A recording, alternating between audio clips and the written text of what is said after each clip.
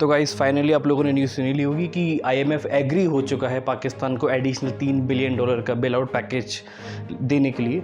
अब $3 बिलियन का मतलब रफली आप मान लीजिए 25,000 करोड़। ठीक है, तो ये न्यूज़ तो समझ आती है कि आईएमएफ रेडी हो गया है। और उसके बाद एक फनी न्यूज़ ये आती है कि आईएमएफ का लोन मिलने के बाद पाकिस्तान जस्ट बाद ही एक 40 करोड़ का फ्लैग लगाता है just near to the LOC. और फ्लैग लगाने का रीज़न भी बहुत ज़्यादा इंटरेस्टिंग है। मतलब एलओसी के उस पार उनको इंडियन फ्लैग को काउंटर करना था, इंडियन फ्लैग के साइज़ को काउंटर करना था, तो उन्होंने एक 40 करोड़ का फ्लैग ही होस्ट कर दिया, वो भी लोन के पैसों से। एंड गाइस पाकिस्तान के इसी पुअर मैनेजमेंट की वजह से पाकिस्तान इंडिपेंडेंस के बाद से ही इकोनॉमिकली फाइनेंशियली स्ट्रगल करता रहा है। वो हमेशा क्राइसिस में ही घिरा हुआ रहा है। क्योंकि पाकिस्तान के पास एक प्रॉपर मैनेजमेंट का कोई सिस्टम एग्जिस्ट नहीं करता है। और यही मेरे टाइटल का मतलब है, पाकिस्तान दी यूनिवर्सल सुपर पावर। क्योंकि उन लोगों के कुछ काम ही ऐसे डेयरिंग होते हैं कि उनको सुपर पावर हम क्यों ही ना बोलें। आई मीन आप इमेजिन करके देखिए, एक कंट्री जिसकी इन्फ्लेशन 40% से ऊपर पहुंच चुकी है, जिसकी जो गुर्बत रेखा है यानी कि जो पॉवर्टी रेट है वो 40 या 30% है, और उसके अलावा जिस कंट्री के पास फॉरेक्स रिजर्व्स ही सिर्फ $2-3 बिलियन है, उस सब के बावजूद अगर कोई कंट्री 40 करोड़ का फ्लैग होस्ट करता है तो मतलब उसे हम सुपर पावर नहीं बोलेंगे तो क्या बोलेंगे। आई मीन गट्स चाहिए सब करने के लिए।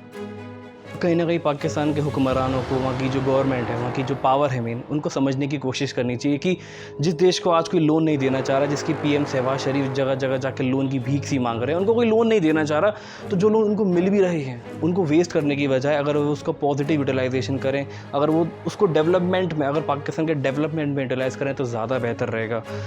जो उन्होंने 40 करोड़ का फ्लैग लगाया है, तो क्या उससे जो पाकिस्तान की गरीबी है, जो पॉवर्टी है, क्या वो कम होगी? क्या जो पाकिस्तान में आज कंडीशन है, जो इकोनॉमिक क्राइसिस है, क्या वो उससे दूर हो सकता है? अगर वाकई में सब दूर हो सकता है तो मैं कहता हूँ पाकिस्तान को ऐसे बहुत सारे फ्लैग्स, बहुत सारे झंडों की ज़रूरत है। पाकिस्तान को दिन रात झंडे ही लगाने चाहिए। अगर वाकई में लोन लेने के बाद पाकिस्तान की अगर आर्थिक स्थिति, इकोनॉमिक सिचुएशन अगर अच्छी हो रही है तो अच्छी बात है, पाकिस्तान को करना चाहिए। देखिए, लोन लेना कोई बुरा नहीं होता, लोन लेने में कोई बुराई नहीं होती है। हर कोई प्रोग्रेस के लिए, आगे डेवलपमेंट के लिए, ग्रोथ के लिए लोन लेता है, चाहे कोई इंडिविजुअल हो, चाहे कंपनी हो, चाहे गवर्नमेंट हो। और एक कंट्री को रन करना एक कॉम्प्लेक्स बिजनेस जैसा ही होता है, बट जो कंट्री को रन करना होता है बहुत ही ज़्यादा एक्सटेंडेड वर्जन पे एक कॉम्प्लेक्स बिजनेस की तरह रन करना होता है। यहाँ बहुत अच्छा मैनेजमेंट हमको चाहिए होता है और गवर्नमेंट वो रन करती है। जैसा कि हम सबको पता है कि पाकिस्तान की जो मेन पावर है वो दिखती तो हमको गवर्नमेंट के हाथ में, लेकिन ऐसा है नहीं। वहाँ की जो आर्मी है वही पाकिस्तान को रन करती है। तो अब जब ये लोग लोन बोरो भी कर लेते हैं, उसका ये लोग बहुत ज़्यादा मिसमैनेजमेंट करते हैं, उसको टेरर फंडिंग में यूज़ करते हैं ये लोग, वेपन, अपना डिफेंस बजट। क्योंकि मैं पाकिस्तान का अगर करंट डिफेंस बजट बताऊं तो बहुत ज़्यादा है, $12 बिलियन है, जो कि ऑलमोस्ट पाकिस्तान के बजट का 18% है। बहुत ज़्यादा अमाउंट होता है। पाकिस्तान अपने एजुकेशन इंफ्रास्ट्रक्चर पर उतना इन्वेस्ट नहीं करता है। टेररिज्म कि जो वहाँ के जो टॉप आर्मी जनरल हैं वो अपनी पर्सनल वेल्थ को बढ़ाने में ज़्यादा यकीन रखते हैं। वो अपने बच्चों को बहुत बाहर बड़े बड़े स्कूलों में पढ़ाने के लिए भेजते हैं।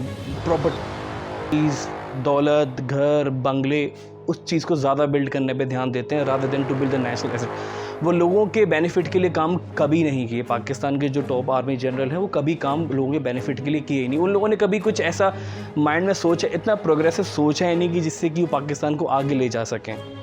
जी हाँ, बिल्कुल इंडिया भी लोन बोरो करता है। मैं इंडिया के एग्जांपल के लेके बात करूँ तो जो इंडिया का अभी current Mumbai Ahmedabad bullet train project है, जो कि 1,10,000 करोड़ का प्रोजेक्ट है, और उसमें से 80% फंडिंग जो है जापान प्रोवाइड करेगा एज अ लोन।